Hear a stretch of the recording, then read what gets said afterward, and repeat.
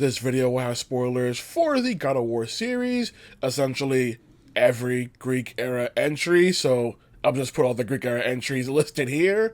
So you're not playing those games? You should, because they're awesome, although God of War 1, 2, and 3 are being remade some point in the next 5 billion years, whenever that happens. Alright then, you cool with that? You good? You good? You good? Alright, let's go.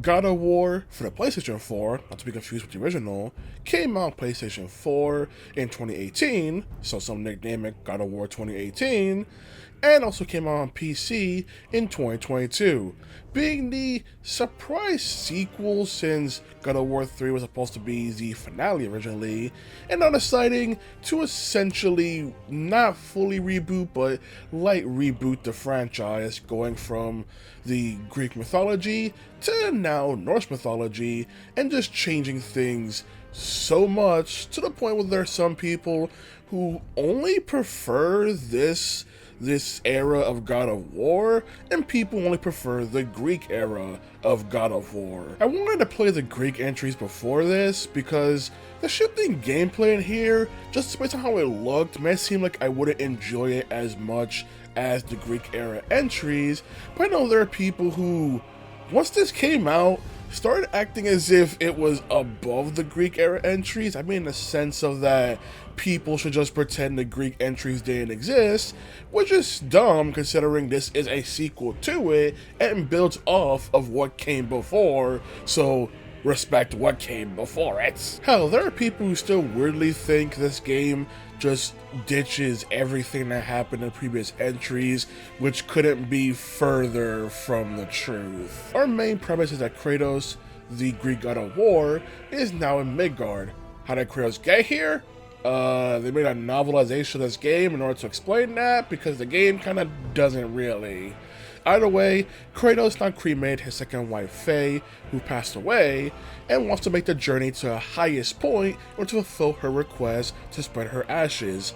But after doing a little hunting mission with Atreus, his son, Atreus is not ready for this journey. But when Kratos is attacked by a mysterious stranger who knows of his past as a god of war, whether Atreus is ready or not, the two now need to make the journey onto the highest point in order to fulfill the request and hopefully not have more individuals who somehow know that Kratos is the god of war. All while Kratos is also hiding his past from his son Atreus, not just because he wishes that Atreus doesn't find out what he did in the past and views him as a monster for it, but also because he doesn't want Atreus to potentially go down the same path he did. One thing I find interesting about Kratos this time around is the fact that since he wants to keep everything to himself and generally won't interact with anything that has nothing to do with his goal, himself, or Atreus, is the fact that despite the fact that he's not overtly angry, he still acts way more selfish than he did in the Greek era games, since he will just completely ignore people's plights completely off rip, even when Atreus wants to assist people who need help, or the fact that there are points where there are people that have actively helped Kratos, but when they're in danger, he decides to tell Atreus, none of our business, move on. And it's just surprised that, damn, like even the Greek era Kratos would try to help people who assisted him, but here he wants to keep everything private so much that he just doesn't trust anybody here, especially any person that is a god, with him just immediately despising any god whatsoever regardless of their background. And it's nicely juxtaposed with Atreus being this more wide-eyed naive child to a point where he wants to help these people, especially when it comes to the game's side quests and the plight to keep telling them, or when Atreus is walking blatantly towards the trap, Kratos doesn't always stop him, sometimes wanting him to learn the lesson that not every single person you meet is going to be actually truthful or actually want to help you in return.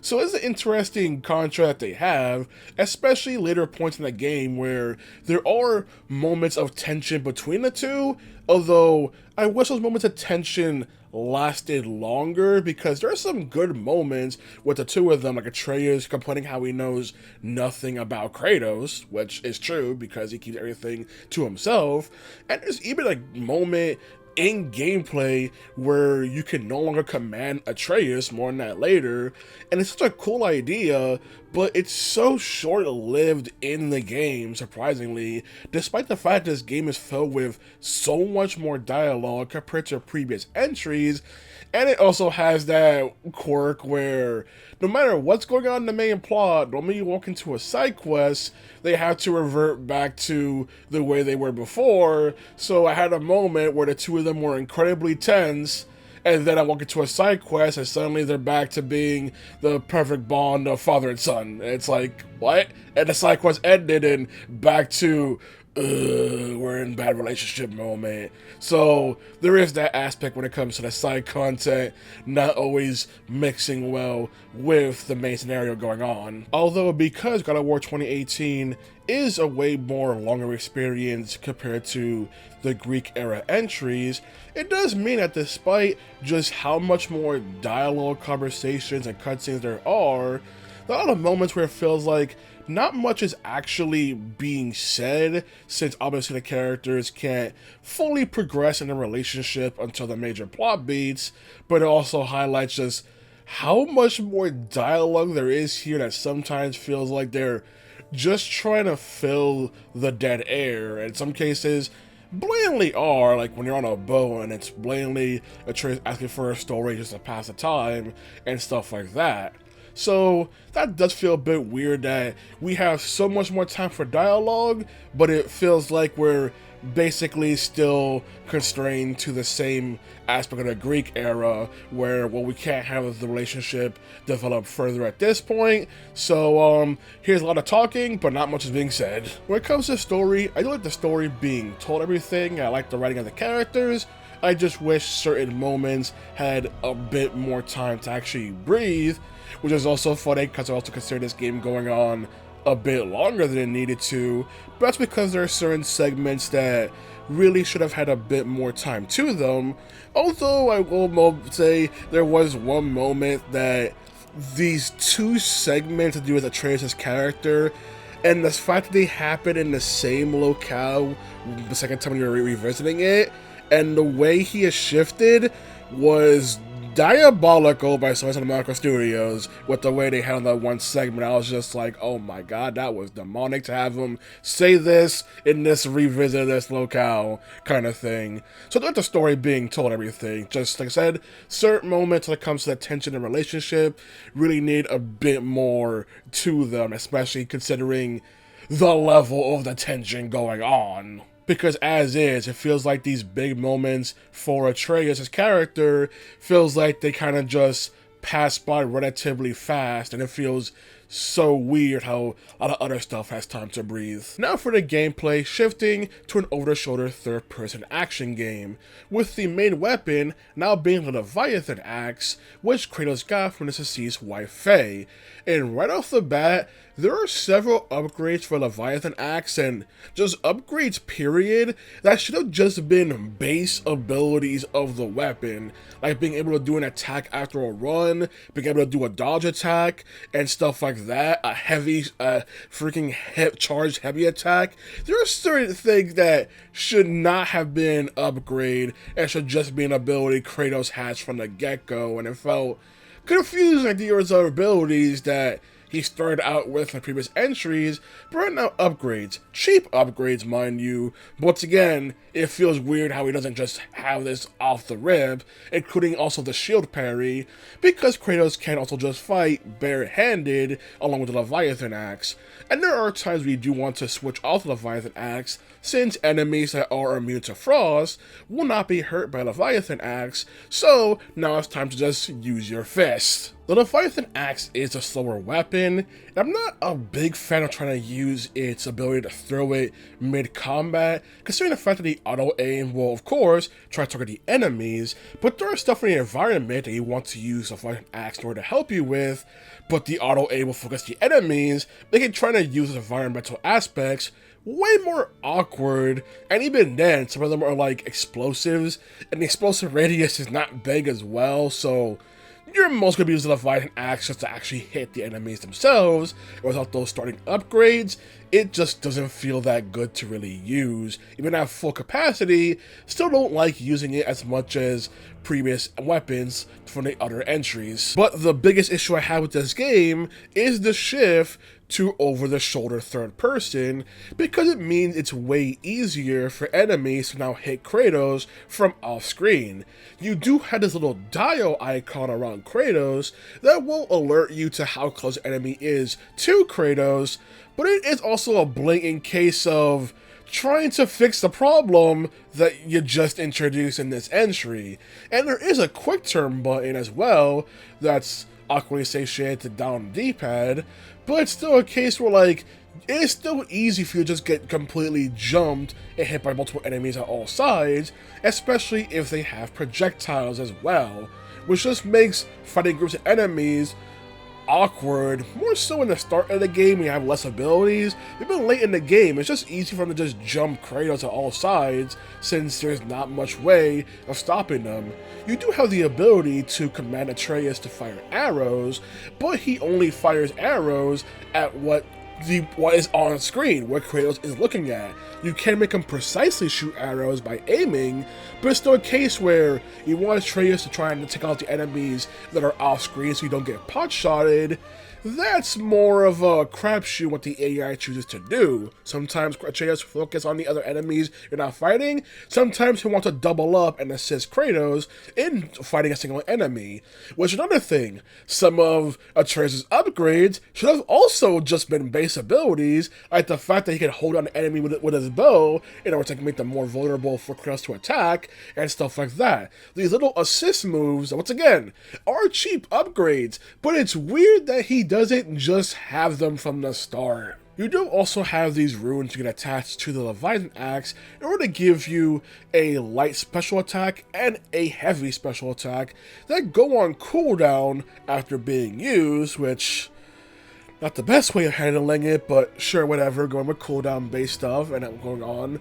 And while there are a variety of them, I don't know, most of them didn't really feel like something I would really be using. I mostly stuck to the same ones I had early in the game, which you can upgrade them to upgrade a bunch of things, such as the fact that you now have equipment in this game that you can get, craft, and also upgrade as well, and even added little sockets in order to increase passive abilities, whether it be reducing damage from certain type of elements and stuff like that, increasing your stats and stuff like that.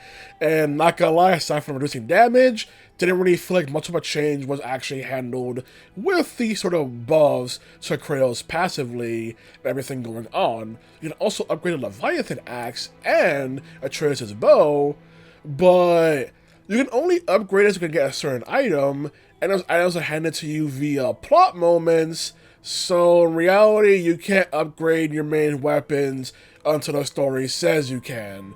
And you also can't get more skills for those weapons until you upgrade it, thus making it feel like an illusion of an upgrade system, because in reality, you just can't really do much with those two aspects until the story says you can. There is also a more annoying aspect where there is a third weapon that Kratos gets late in the game, and that too starts out from base level with no skills, which once again, there are skills you get for that should have just been base abilities, and you still need a certain resources that you get from story fights that once again, you can't actually upgrade it despite being so late in the game to get it, but you have to deal with it being potentially weaker than Leviathan axe for a bit before you have the ability to make the two weapons on par with each other. But I will say this later weapon is straight up I just like it way better than Leviathan axe, because it's a lot faster weapon and everything going on, and is definitely built way more for crowd control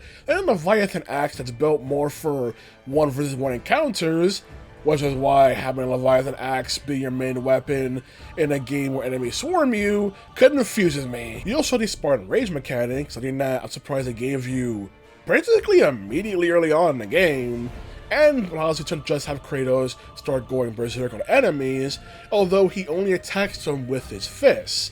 I say this because early on, it's a really good emergency tool, which you want to use a lot more because of how fast it regenerates, but also the fact that with this ability, it also means it's not as strong as using a Leviathan axe or the other weapon you get later in the game, but it definitely builds up way more stun damage, which can be used to either deal massive damage for the enemy, or if they're a basic enemy, immediately kill them, and so on with that kind of ability. There's the fact that later on I started finding the Spartan Rage mechanic actually not as good, and mostly just using it for the health regen. Given with all its abilities, it still wasn't dealing a huge amount of damage, at least compared to, by that point, the Leviathan Axe being way more upgraded. You also have puzzles, and a lot of which that use the Leviathan Axe for the puzzle, whether it be needing to throw it in order to cut down objects, throw it at a precise angle in order to break these, like, let's say vines perfectly in order to progress forward, or it's just this main thing of being able to just freeze objects in place in order to keep things from moving so you can progress. While I do like these puzzles, the fact that most of them require a Leviathan Axe can make them start coming off a bit more repetitive, everything going on, especially since there are so many chests to get in this game to get more resources, more equipment, more stuff like that, which means you're doing these puzzles way more than you were in the previous entries. Even the special chests that have health upgrades, Spartan Rage upgrades, and stuff like that still require puzzles doing the Leviathan Axe, as opposed to previous entries where it's more about just trying to find the chest itself. So because of how much more often you're using Leviathan Axe for the puzzles, it can feel a bit more repetitive compared to previous entries, and while the other weapon you get later is used for puzzles, it's not used to the same degree as Leviathan Axe is. Another big disappointment for me in this game have to be the boss encounters, since a lot of boss encounters are enemies that do get recycled, which no issue with that considering previous games recycled mini bosses a lot. It was the fact that the only main difference with them is a different element they have, which later points we have the other weapon, means you can take advantage of elemental weaknesses and stuff like that. But just a fact of I kind of got tired of seeing some of these enemies because of how you fight them. Well, typically the Soul Eater enemies, it's a case of, yeah, I don't really like fighting this thing. Oh, another one. Well, I guess we're doing this right now. Let's go. And stuff like that. Especially when it comes to side encounters in this game, where now you have those enemies, and now they also have additional mobs as well, which just makes it a bit more annoying. And speaking of side quests, it can feel like the side quests at times just have enemies that can just blatantly obliterate Kratos. And I feel like, I mean, they do have that. It's a weird aspect of side quests where go to a side quest and suddenly enemy 1 or 2 shots Kratos. I'm just left going, what? And now I'm going to be here for the next half an hour trying to beat this side quest, even though there's no indication it's going to be the case. And the moment I get back to the main story scenario, I'm back to obliterating everything, so what the hell happened? You also just have the regular enemies, that some of which I do not like being in this game. Like one enemy that flies around and shoots projectiles, but it can attach itself to their mobs in order to constantly heal them, which that's not fun at all for me. Or there are some enemy types that explicitly will constantly run away from Kratos, some of which you need Atreus' help in order to keep them from moving, but when they also take a bunch of damage because they got long health bars, it makes the encounter way more annoying, considering they have projectiles, they just keep moving away, and if Atreus is not in the right angle to actually hit them with his bow, then you can't stop it from moving.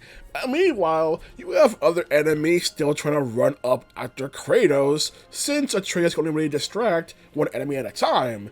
But if you're fighting this thing, then he can't distract them since he's shooting them with arrows along with you trying to hunt them down. Like, of all enemy types to add to this game with the Leviathan Axe, why enemies that run away of all things? And when it comes to the big major story boss encounters, for the most part they just don't really live up to the same kind of enjoyable boss encounters as our previous entries, except for one in particular that took well advantage of the fact that you are a duo here of Kratos and Atreus, and this was a boss encounter between 2 other people, and it's like, finally, taking advantage of the fact that we're a duo, so you give a duo encounter everything that takes advantage of the mechanics.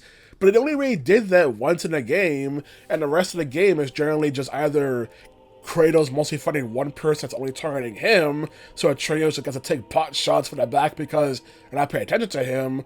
Or one encounter with a freaking dragon that should have been way more cool to play than it actually was, but it was kind of just alright. With that fight with the dragon, kind of really highlighting just the epitome of how I feel about this game's combat.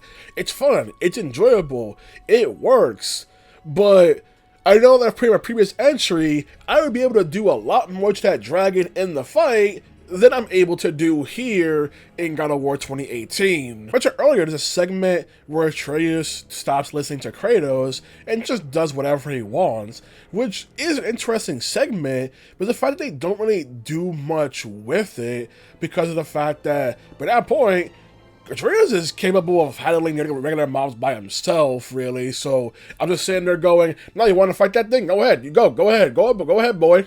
I believe in you. Go ahead, do it. Kind of thing. On top of the fact that Atreus is an immortal character, so not something to get any threat when he does so.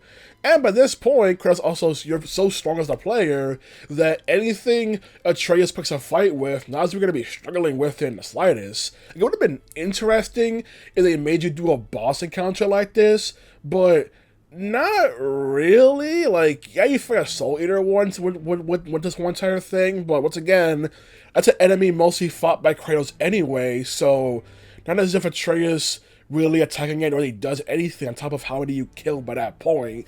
It's a segment that really tries to highlight Atreus' character development, but they just don't do enough with it, and then it's just quickly over, and he's back to how he was before, and it's like, okay, we could have done way more with this. Like, if you want to inconvenience the player with this whole entire segment, severely inconvenience the player with this whole entire thing. Make it to where you actually get annoyed that Atreus is not listening to you. Make it to where you are actually peeved at him. I know some people would prefer like the fact that it's kept more similar and not all that intrusive, but no, it should be intrusive.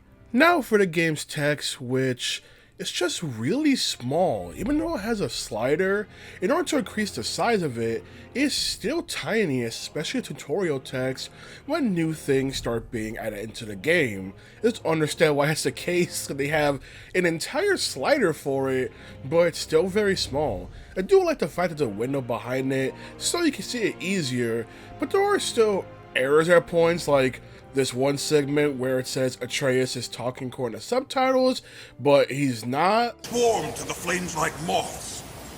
I assume we have you to thank for freeing us from a watery grave. Us? Other spirits. The Lake of Nine is full of them. Most are able to move on from this realm, but we, lucky few, are stuck here in Midgard until our affairs are in order. Perhaps you can help them as well. We have no desire to help you, Spirit. Ah, but you already have. So there are still some places. I've heard there were other issues in the game earlier where some names of abilities also were mistyped as well. So subtitles could definitely use some work here. Overall, when it comes to God of War 2018, I do like the game. Just the fact that you can feel the issues of them trying to shift so heavily and not exactly really nailing the mark, especially with the combat and the dip changes where it's like, hey, here's this thing to help you to not get hit from behind. Great, you still throw many enemies at me as if this were a previous entry, but I don't really have the weapon until much later on to really deal with crowd control effectively. Yeah, you have many side quests and a much more open locale, but the side quest difficulty can just shift from something you can basically handle to prepare for Kratos to get one or two shotted and have fun spending half an hour doing this side quest, which I did at times because I ain't backing down, kind of whole entire thing and aspect. So it's just that aspect of the fact that the big major boss battles just don't really take advantage of the gameplay shift, or the fact that, you know, if this weren't just like what Leviathan asked, you would actually be able to do more with the boss fight. The fact that they removed the ability to jump in this game instead of being able to jump at certain segments, which is fine and works for puzzles, although it does get ridiculous how there are certain puzzles where it's like Kratos just jump, Kratos just jump. And it's nice he can control Atreus by telling him when to fire and everything, and he just help out in puzzles. Also the fact that for combat-wise, it doesn't really feel like he really adds too much to what's going on, unless it's like a 1v1 scenario where then him being able to, let's say, hold on an enemy is way more in your face and helpful. And there was one point where I fought a optional boss that I didn't even think that Atreus could actually help interrupt their attacks, because he never really could before, so surprised he could do now. I do like the story of this entry and how the stuff going on with the side characters do end up sticking up with the situation going on between Kratos and Atreus. I just wish moments of tension between Kratos and Atreus really had more time to breathe, because it feels like the two of them get over it relatively fast, and considering how much emphasis they put on Atreus really no longer listening to his dad or being angry at his dad at points, feels like it's just not as emphasized, really. And several abilities from the skill tree should have just been stuff Kratos started out with, and it's freaking insane that he doesn't have such basic stuff in his toolkit. As I said about God of War 2018, it is a good title and everything, I just wish it had more to it. As I said about it, alrighty then, good day.